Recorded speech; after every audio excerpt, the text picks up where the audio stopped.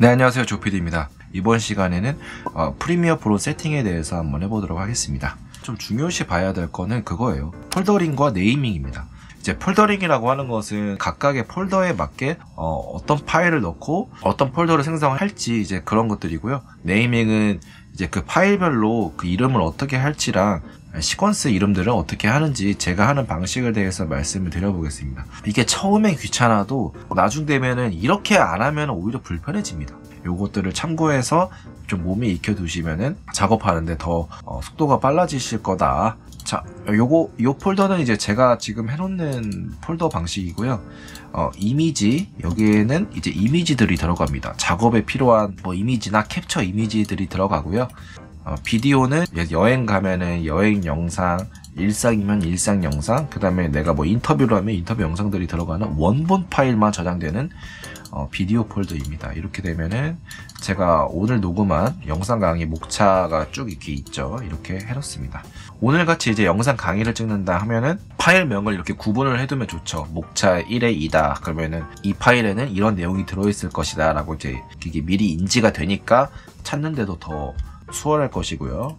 인서트 폴더는 말 그대로 인서트라는 거는 이제 자료 화면 같은 겁니다. 메인 영상은 아니고 뭔가 뭐 사진을 넣어야 되면은 사진에 대한 것일 수도 있고, 아니면 특정 멘트에서 멘트가 뭐 고민을 저는 많이 했어요 이러면은 무료 소스 사이트에서 뭐 고민하고 있는 외국인의 모습을 담은 영상을 이거 인서트 화면을 쓸 수 있고요. 이런 식으로 인서트를 담아두는 그런 폴더입니다. 그 다음에 보이스 폴더는 음성 폴더인데요. 그냥 오늘 녹음한 음성 파일. 저 같은 경우는 마이크를 쓰기 때문에 그 마이크에서 담긴 음성 파일을 쓰고 있고요. 마스터 파일은 최종 출력물입니다.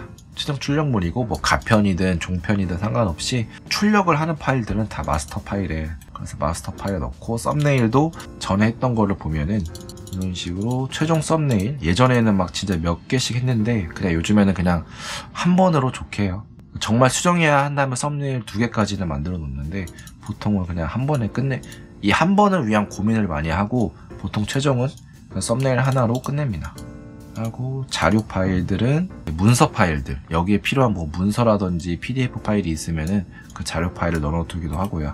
그 다음에 자막은 이 자막 추출을 위한 폴더인데 저는 브루라는 프로그램을 사용하고 있거든요. 자동 자막 프로그램. 영상에서 먼저 그 음성 파일을 추출을 하고 그 음성 파일을 브루를 이용해서 추출한 자막 파일, 이거를 프리미어 프로에 넣어서 그 자막을 추출하는데 그 과정 또 한번 보여드리도록 하겠습니다.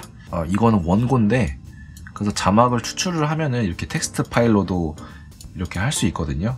유튜브 자막을 넣을 수 있잖아요. 그래서 거기에 자막을 또 넣기 위해서 사용을 하기 때문에 이것도 저는 빼두는 편입니다.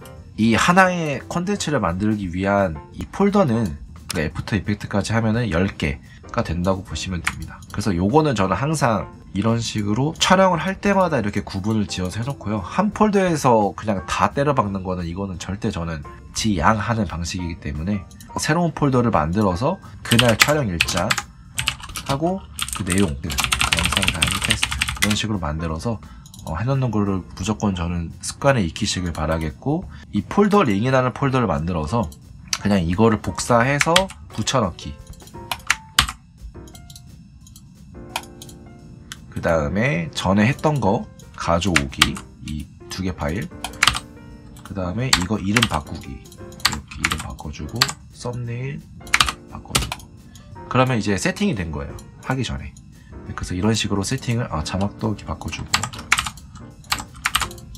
다 이런 것들이 하나하나 다 실수도 줄이고 효율적으로 하고 시행착오를 줄이기 위한 것들을 하다 보니까 최종적으로 지금 완성된 형태의 어떤 그런 모형을 제가 그냥 스스로 가지고 있는 건데, 그래서 이런 식으로 해서 저는 하고 있습니다. 그래서 프리미어 프로에 들어오면은 여기서 뭘 해야 되냐, 여기서도 똑같습니다. 항상 폴더링과 네이밍을 시작을 한다고 생각을 하시면 될 것 같아요.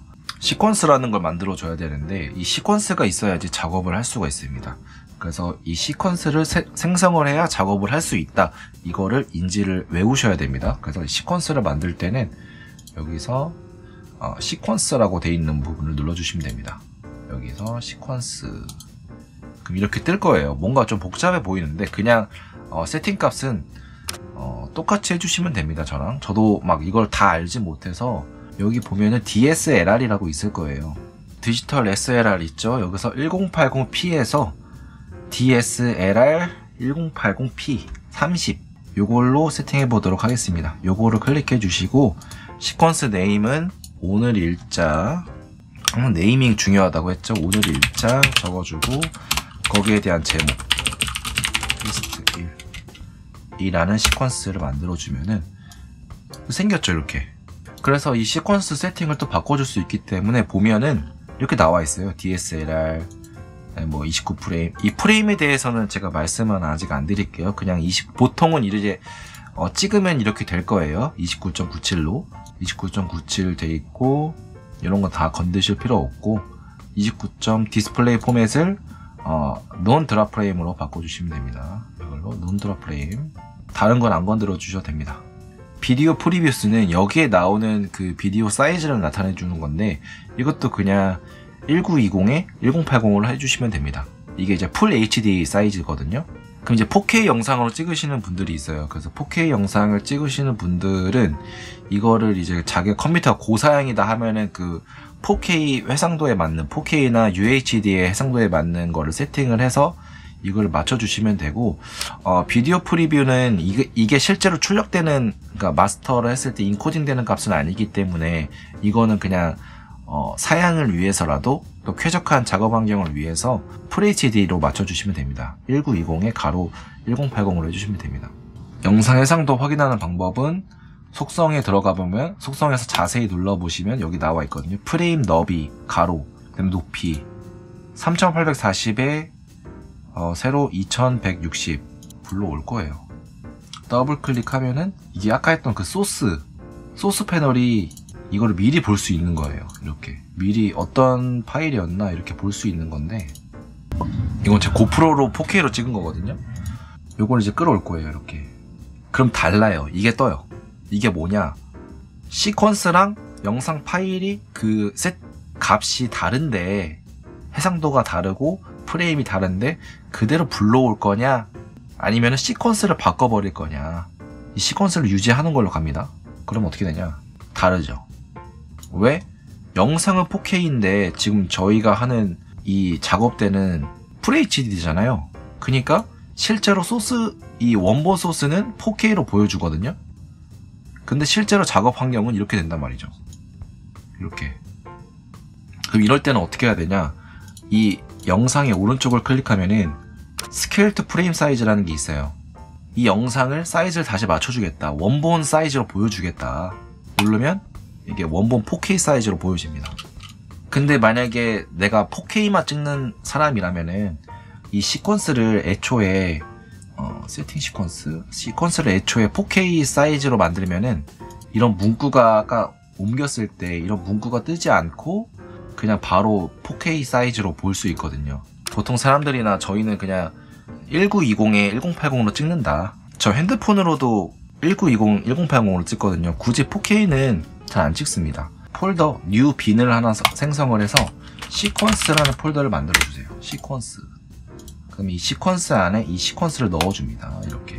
그러면은 시퀀스 세팅까지는 됐고, 다음에 이제 파일 옮기기를 좀 해보겠습니다. 이렇게 영상 파일로 옮겨줍니다. 클릭, 쉬프트 클릭, 전체로 딱 클릭을 해서 옮겨줍니다. 그럼 이렇게 나오죠? 녹화가 4K 해상도로 녹화가 됐어요. 그래서 시퀀스 사이즈를 변경해 줄 거냐 아니면 유지할 거냐인데 무조건 유지입니다. 이 타임라인으로 불러왔는데 파일이 커져 있습니다. 이렇게 파일의 해상도가 커져 있어요.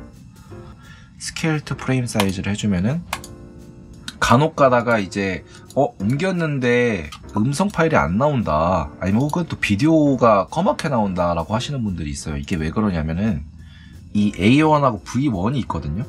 이게 오디오고 비디오예요. 근데 이게 꺼져 있으면은 이게 안 불러와집니다. 이게 무슨 말이냐면은 비디오는 켜 있는데 오디오가 꺼져 있는 상태에서 불러온다 이러면은 비디오만 불러와지잖아요. 또 오디오만 켜 있고 비디오가 꺼져 있으면은 또 불러올 때 오디오만 켜집니다. 이렇게. 일반 기준에서는 그래서 화면이 안 나오는 거예요. 그래서 왜 이러지? 이렇게 되는 거죠. V1과 A1이 켜져 있는지 확인을 해야 된다. 이렇게.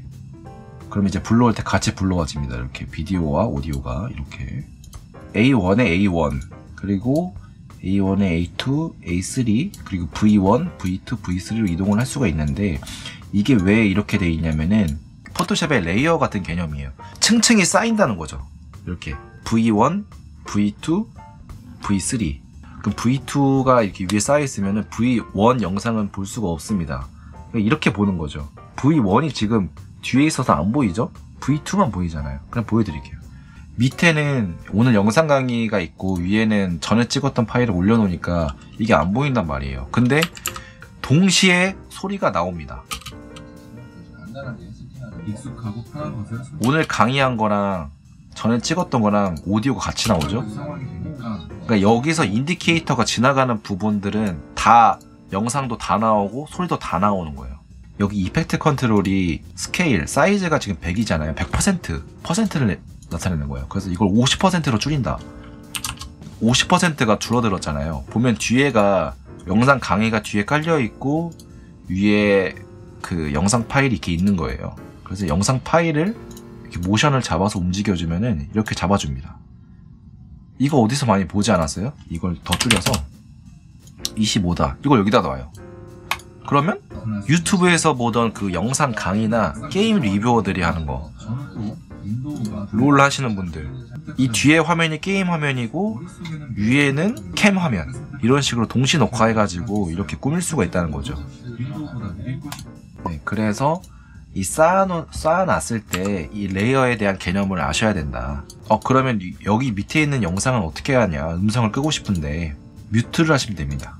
그냥 여기서 뮤트, 음소거를 하시면은 이제 소리가 안 나와요. 뒤에 거는 이렇게 하는 방법이 있고, 요것만 클릭해서 이거 Alt 누르면 Alt 누르고 클릭하면 이것만 할 수 있는데 inalienable 돼 있는데 사용 가능하다고 되어 있는데 이거를 꺼줍니다. 사용 불가능하게. 회색빛이 들어오면서 이게 그냥 뮤트한 효과가 돼요. 저에게 맥은 소리가 안 나오죠? 이게 그냥 하면은 이게 두 개가 영상이랑 같이 클릭되니까 요것만 클릭해야 되거든요. Alt 클릭 드래그 inalienable 활성화. 바뀌고 싶고 따로따로 클릭해봤자 이렇게 같이 묶이기 때문에 이거를 만약에 활성화를 안 하면 두 개가 이렇게 사라져요. 같이 이게 묶여 있습니다. 영상이랑 오디오는. 그래서 그걸 풀어주려면은 언링크라는 기능이 있어요. 이렇게 풀어주면은 각각 개체로서 이렇게 할 수 있는데, 그렇게 되면은 뭐 이럴 때 선택할 때는 편하겠지만 움직일 때 이거를 이렇게 움직여줘야 될 때는 오디오랑 분리가 돼서 움직여지기 때문에 그것 또한 또 단점이 될 수 있거든요. 그래서 이건 상황에 맞게 활용해 주시면 되겠습니다.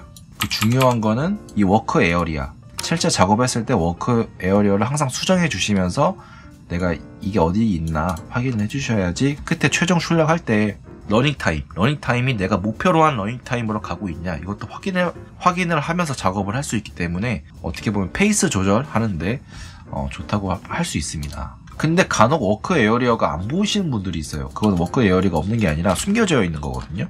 그럴 때는 여기 이름에 있는 이 프로젝트명 오른쪽 클릭하시면은 워크 에어리어 바가 있잖아요. 이거를 눌러주시면은 나옵니다. 이렇게 워크 에어리어가 다시. 그래서 이거는 안 보이신다 하면은 워크 에어리어가 꺼져 있지 않은가 한번 확인해 보시고 이걸 꼭 켜주시길 바랍니다. 그래서 워크 에어리어를 홈키 눌러서 맨 앞으로, Alt 왼쪽 대괄호, 그 다음에 엔드키 눌러서 끝으로 가주시고, 한 프레임 왼쪽으로 화살표 눌러서 가주시고, Alt 오른쪽 대괄호 하면은 이렇게 설정이 됩니다. 이렇게 쭉. 이것도 다시 원래 사이즈로 돌려줍니다. 25를 원래 사이즈로 돌려주고, 그 다음에 위치도 원복해주고, 이거 옆에 거는 사이즈를 다시 원상복귀 시켜주는 거거든요. 요거 세팅 값을. 이 사이즈를 보고 싶은데 너무 작아요 이러시면은 여기 또 그 구간을 늘릴 수가 있어요. 이렇게 늘릴 수도 있고, 더블 클릭하면은 원래대로 돌아옵니다. 그래서 이거 늘려서 오디오를 확인해 주고, 저는 이 편집점 자체를 오디오로 많이 확인을 하거든요.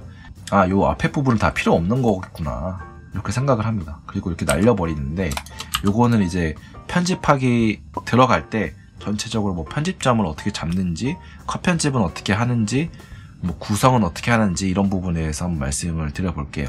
이렇게 해서 일단은 세팅하기 부분까지는 제가 다 말씀을 드렸고, 다음 시간부터는 가편, 이 편집하기 가편 편에 대해서 말씀을 드려보겠습니다. 그래서 뭐 싱크 맞추기, 뭐 컷 편집, OK 컷 구성해서 말자막 이용하는 것까지 해서 한번 진행을 본격적으로 편집하기 파트로 한번 들어가 보도록 하겠습니다.